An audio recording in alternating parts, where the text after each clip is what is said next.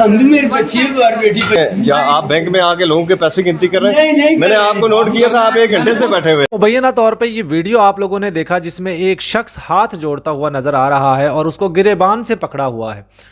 ये वीडियो मुबैना तौर पे किसी बैंक की है और इस्लामाबाद के अंदर ये वाक़या रूनुमा हुआ है। पूरी तफसील आपको बताने जा रहा हूँ, पूरी जानकारी दूंगा, पूरी इन्फॉर्मेशन मैं आप लोगों को देने की कोशिश करूँगा। देखिए, अगर बात की जाए पाकिस्तान की सियासत की, पाकिस्तान के अशराफिया की, पाकिस्तान के जो बड़े बड़े जो चोर हैं, जो हाई फाई चोर हैं, जो सूट बूट पहनकर चोरी करते हैं, उनके ऊपर कोई हाथ नहीं डाल सकता। एक चोर अगर गाड़ी में बैठकर चोरी करके जा रहा है तो उसके ऊपर कोई हाथ नहीं डालता। लेकिन दूसरी तरफ इस तरीके की आवाम जो मजबूरी में आकर कोई गलत हरकत करती है, कोई गलत काम करती है, कोई चोरी करती है, कोई रोटी को चोरी करते हुए पकड़ा जाता है, उसके ऊपर टॉर्चर किया जाता है। कोई किसी से कि ब्रेड लेकर भाग जाए तो उसके ऊपर टॉर्चर किया जाता है। देखिए, चोरी करना किसी भी मज़हब के अंदर जायज़ नहीं है, ना कानून इसकी इजाज़त देता है, ना मज़हब इसकी इजाज़त देता है। चोरी तो चोरी है, चाहे आप 1 रुपये की कर लो, चाहे 1 लाख की कर लो। तो चोरी को मैं पहले कंडेम करता हूँ कि चोरी नहीं करनी चाहिए। लेकिन यहाँ पर ये जो बुज़ुर्ग जिनकी तस्वीर, जिनकी वीडियो आपने देखी, ये कोई चोरी नहीं कर रहे थे और पिछले 1 घंटा से ये बैंक में बैठे हुए थे और आने जाने वाले लोगों के पैसे काउंट कर रहे थे। मुबैना तौर पे ये जो जिन लोगों ने इसको पकड़ा हुआ है, ये लोग गिरेबान से इसको पकड़ा हुआ है और वो माफ़ी मांग रहा है और वो कह रहा है मैं चोर नहीं हूँ, मैं चरस ज़रूर पीता हूँ लेकिन मैं चोर नहीं हूँ। तो आई थिंक मैनेजर ही होगा जो इसको कह रहा था कि तुम पिछले 1 घंटे से यहाँ क्या कर रहे थे, तुम लोगों के पैसे गिन रहे थे। तो ये पैसे गिनना किसी का जुर्म बन गया। कमाल हो गया दोस्तों। मुझे ये वीडियो देखकर बहुत ज़्यादा तकलीफ़ हुई कि एक शख्स ना चोरी कर रहा है, ना आपको कोई नुकसान पहुंचा रहा है, वो खामोशी से बैठा हुआ है। अगर किसी की हेल्प कर रहा है कोई, हो सकता है बहुत सारे लोग ऐसे होते हैं जिनके पास पैसे काउंट नहीं करने आते, क्योंकि बैंक वाले क्या करते हैं, जो बहुत सारी ख़वातीन हैं हमारी जो अनपढ़ हैं, वो पेंशन लेने के लिए जाती हैं।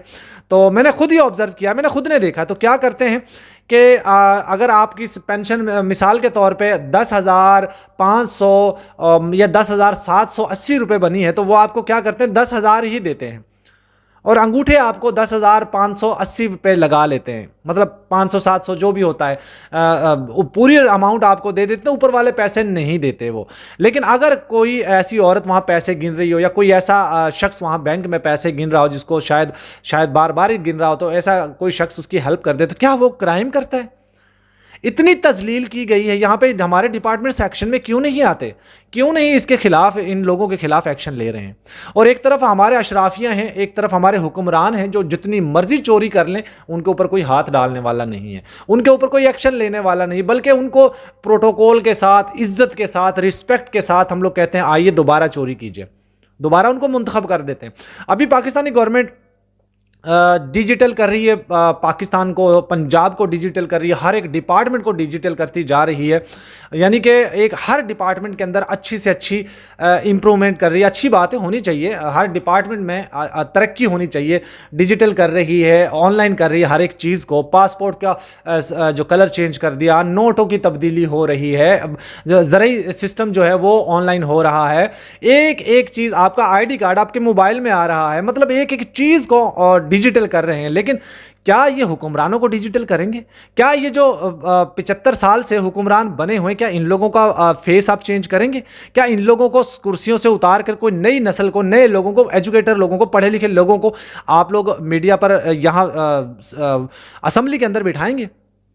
मुझे समझ नहीं आता कि एक शख्स सिर्फ बैंक में पैसे गिन रहा है किसी के, और उसको इसी बात पे उसकी तजलील की जा रही है, उसको गिरेबान से पकड़ा जा रहा है। वो कह रहा है, चीख रहा है कि मेरी बच्ची बाहर बैठी हुई है, मैं चोर नहीं हूँ, मैं चोर नहीं हूँ, मैं नशा करता हूँ लेकिन मैं चोर नहीं हूँ, और मेरी बच्चे बाहर बैठे हुए, इस तरीके के कह रहा है। और उसका कोई क्राइम भी नहीं, कोई जुर्म भी नहीं है, फिर भी उसको इतना मेंटली और फिजिकली टॉर्चर किया जा रहा है। दूसरी तरफ दोस्तों बात की जाए तो FIA ने पाकिस्तान के अंदर एक इतवार बाज़ार लगा दिया है डिपोर्ट लोगों को ऑफलोड करने का।